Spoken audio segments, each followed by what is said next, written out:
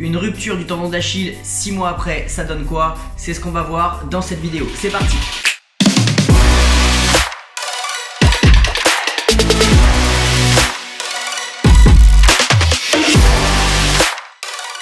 Si tu me découvres par cette vidéo, je t'invite à aller voir les deux précédentes sur ma blessure. Donc la première sur l'opération et le plâtre et la deuxième sur la rééducation pour réapprendre à marcher. Je te mets les deux vidéos en fiche juste ici. Dans cette vidéo, on va voir les 3 mois qui ont suivi après les deux précédentes vidéos. Donc sur les mois de juin, juillet et août. Comment j'ai continué ma rééducation, comment j'ai repris l'entraînement, comment j'ai pu assurer aussi mes prestations de spectacle. C'est tout ce qu'on va voir ici. Donc dans un premier temps, j'ai repris l'entraînement de break de manière officielle à partir du 28 mai. Donc suite au rendez-vous que j'ai eu avec mon chirurgien qui m'a donné le feu vert tout en étant prudent et en contrôlant mes mouvements. Donc bizarrement, j'ai commencé à reprendre plutôt des choses aériennes parce que c'est là où je me sentais le plus à l'aise et le plus confiant. Toutefois, il a été quand même difficile pour moi de passer un certain cap mental en fait. Mon corps était capable de faire les mouvements, je les avais pas oubliés, mais par contre mon cerveau était vraiment pas confiant, notamment au cas de chute, en cas de mauvaise réception. Donc c'est vraiment ça qui me faisait peur. Donc je me suis entraîné d'abord sur tapis et je vous mets juste ici comment j'ai repris par exemple la vrille. Au début c'était vraiment compliqué pour moi, j'avais peur, j'osais pas envoyer, alors que finalement si je n'ose pas envoyer, c'est là où c'est le plus dangereux. Donc j'ai commencé par reprendre les vrilles, également le Thomas jambe serrée. Je ne sais pas pourquoi, parce que il y a une sorte de torsion au niveau du pied quand on passe vers l'arrière, mais pour autant ça me faisait moins peur que le Thomas traditionnel, parce que dans le Thomas traditionnel, je sais pas, j'avais une fausse idée que en tendant les deux jambes dans la rotation, ça allait pouvoir peut-être tirer sur mon tendon, alors que pas du tout.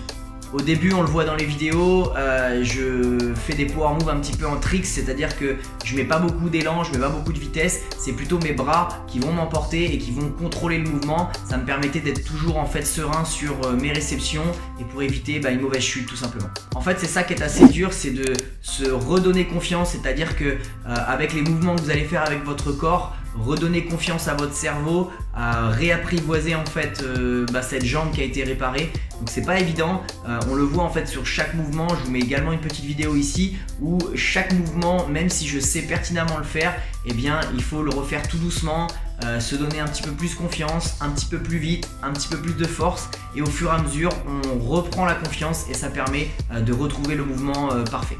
En parallèle de tout ça, bien sûr, j'ai continué donc la kiné tous les 2 jours, à peu près 2 heures.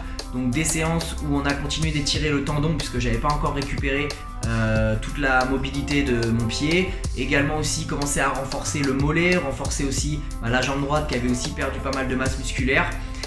Travailler aussi sur ce qu'on appelle de la proprioception, c'est-à-dire voilà, arriver à bien gérer son équilibre, bien ressentir les appuis au sol, savoir utiliser les différentes parties du pied aussi, parce que j'avais perdu pas mal de flexibilité, de souplesse au niveau du pied.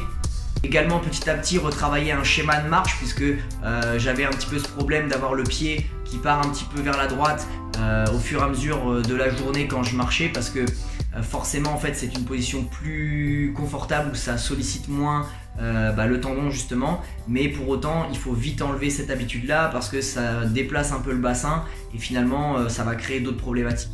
J'ai commencé également à faire de la course donc sur vélo elliptique. Donc ça c'était pas mal pour travailler en fait tout simplement le schéma de marche, puisque sur l'elliptique on peut pas décaler, donc on est obligé de rester bien dans l'axe. Donc ça c'était assez difficile puisque j'avais souvent le bassin qui bloquait, donc j'étais obligé de monter un petit peu en demi-pointe. Donc ça au fur et à mesure on a pu travailler, retrouver une démarche normale. J'ai également commencé du travail donc sur trampoline, travailler sur des petits rebonds, différents appuis, gauche-droite, sauter un petit peu sur un pied, etc.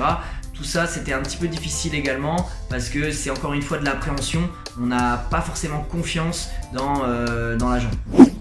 Également j'ai commencé à travailler en groupe sous forme de chorégraphie pour préparer les spectacles qui étaient prévus donc sur fin juin, juillet et août avec mon groupe. Donc ça c'était au début assez difficile parce que j'avais pas récupéré une fluidité de mouvement.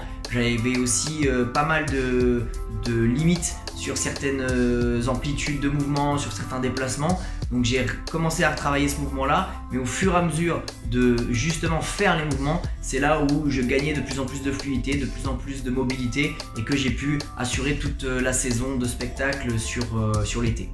Je me suis également mis un programme de préparation physique assez intense, donc à base de 3 à 4 fois par semaine en plus de la kiné pour me préparer à la reprise donc là sur septembre et octobre, donc sur du travail justement au niveau de ma jambe, mais également du travail au niveau des adducteurs pour pas que ça lâche à la reprise, et puis tout ce qui est haut du corps aussi pour garder un bon gainage et une bonne stabilité voilà, au niveau des épaules, du torse, etc. J'ai eu l'opportunité aussi d'être invité plusieurs fois à juger donc, sur différents battles. Donc, je remercie les organisateurs qui m'ont fait confiance.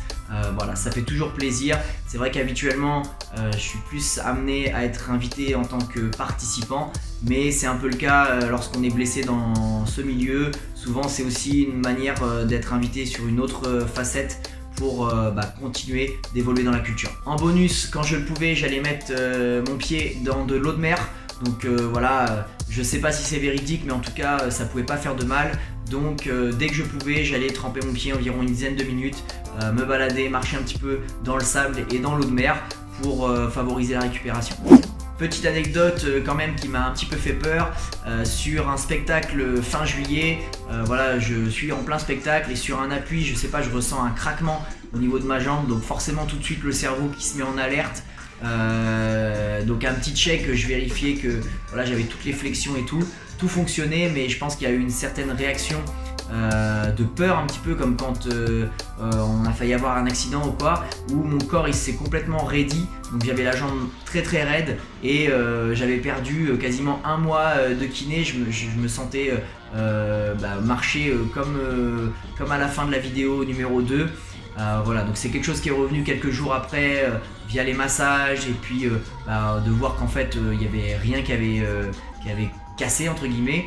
Donc je pense que c'est quelque chose de naturel et de normal. Je pense que c'est plutôt des adhérences, donc la cicatrice qui doit être décollée en fait de la peau qui est en dessous, et je pense que ça a craqué un petit peu d'un coup et voilà, j'ai pris un peu peur, donc il y a eu une réaction qui a raidi ma jambe. Mais voilà, il n'y avait rien du tout, au contraire ça m'a plutôt libéré dans les semaines qui ont suivi. Donc voilà, si vous avez ça aussi, pas de panique. Au niveau des douleurs, donc aujourd'hui j'ai quasiment plus de douleurs, mais parfois je vais avoir, quand je suis un peu fatigué, je vais avoir un ressenti un petit peu, une gêne au niveau de l'intérieur du pied, sous la malléole. Donc voilà, c'est pas douloureux, mais c'est une gêne, comme si quelque chose qui devait craquer un petit peu, comme des fois quand on a le genou un peu verrouillé et qu'on sent qu'il faut que ça craque. J'ai souvent ça quand voilà, je suis un peu fatigué, si j'ai beaucoup marché ou fait pas mal de choses dans la journée. Il y a cette gêne, ou alors des fois ça peut arriver au réveil le temps que ça chauffe. Donc c'est pas encore parfait, hein. Là je suis à 6 mois après la blessure, c'est pas encore parfait, je marche normalement. Là je viens de reprendre tout juste de la course lente, donc je pense que je cours aux alentours de 8 km/h. Quasi normalement je dirais, et là au fur et à mesure c'est le futur travail de réapprendre à courir correctement, et quand je pourrai courir correctement j'arrêterai totalement la kiné et je pourrais considérer que la rééducation, la réhabilitation est terminée et que voilà, après c'est le temps qui fera les choses, je pense jusqu'à une année post-blessure. Ce qui me gêne toujours un peu, donc c'est les appuis en demi-pointe, donc j'y suis presque, mais voilà, c'est encore là où j'ai des faiblesses. C'est par exemple voilà, vraiment marcher en demi-pointe, etc. Ça reste encore un travail qu'il y a à faire pour terminer cette rééducation jusqu'au bout. Je profite de cette dernière vidéo sur ma blessure pour faire voilà, une petite dédicace à toutes les personnes qui ont pu m'écrire, que ce soit sur YouTube, sur Instagram ou sur Facebook, qui ont pu voir les 2 premières vidéos et qui m'ont envoyé des messages sur leurs blessures parce que ça venait d'arriver ou bien parce que je les ai motivés dans leur rééducation. Ça me fait vraiment plaisir. C'était un des buts premiers de tourner ces vidéos, c'était d'avoir une trace, mais en même temps d'inspirer et de motiver les personnes qui sont blessées, soit avec la même blessure, soit d'autres blessures un peu similaires. Donc voilà, je vous passe à tous une petite dédicace, j'espère que tout va se remettre parfaitement pour vous. Pour ceux qui le souhaitent, juste après je vous mets les photos de l'évolution de la cicatrice. Pour les âmes sensibles, je vous invite à fermer les yeux une dizaine de secondes et après ça va être bon.